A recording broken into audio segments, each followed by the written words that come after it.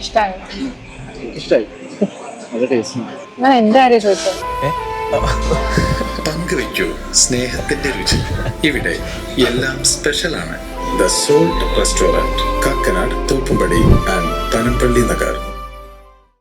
കൊച്ചിൻ പൗരാവലിയുടെ വാർഷികത്തിന്റെ ഭാഗമായി സ്നേഹാദരവ് സംഘടിപ്പിച്ചു.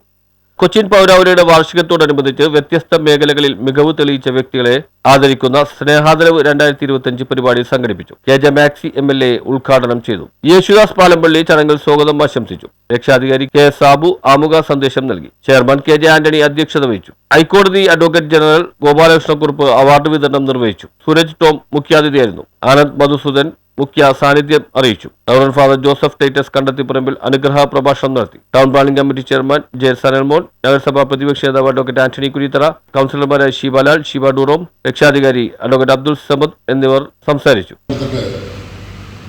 ഒരു വർഷം തികയുകയാണ്. ആ ഒന്നാം വർഷത്തിലാണ് നമ്മുടെ കൊച്ചിയുടെ വിവിധ മേഖലകളിൽ പ്രവർത്തിക്കുന്നവരെ ആദരിക്കുന്ന ചടങ്ങ് ഇവിടെ സംഘടിപ്പിച്ചിട്ടുള്ളത്. നമ്മുടെ ഹൈക്കോടതി അഡ്വക്കേറ്റ് ജനറലാണ് ഈ പരിപാടി ഇവിടെ ആദരിക്കുന്നത് ചടങ്ങ് ഏറ്റെടുത്തിട്ടുള്ളത്.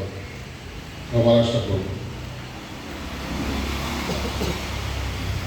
ഇവിടെ സ്വാഗത പ്രസംഗങ്ങളും അധ്യക്ഷ പ്രസംഗങ്ങളും ഇവിടെ സൂചിപ്പിച്ച ഒരു കാര്യങ്ങളുണ്ട്.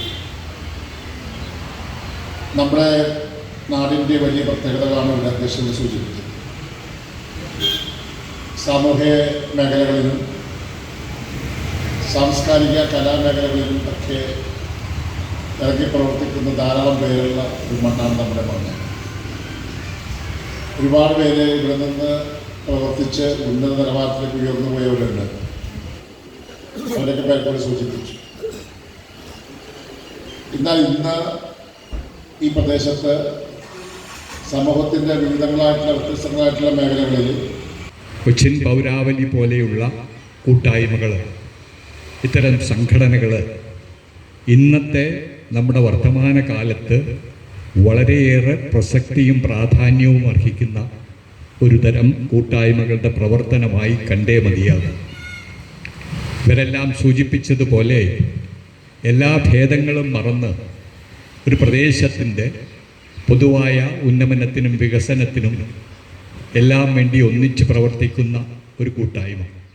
ഡയാന സിൽവസ്റ്റർ മറുപടി പ്രസംഗം നടത്തി. മേരി ബേബി നന്ദി രേഖപ്പെടുത്തി. തുടർന്ന് കരോക്ക ഗാനമേളയും അരങ്ങേറി. News bureau, Mattancherry.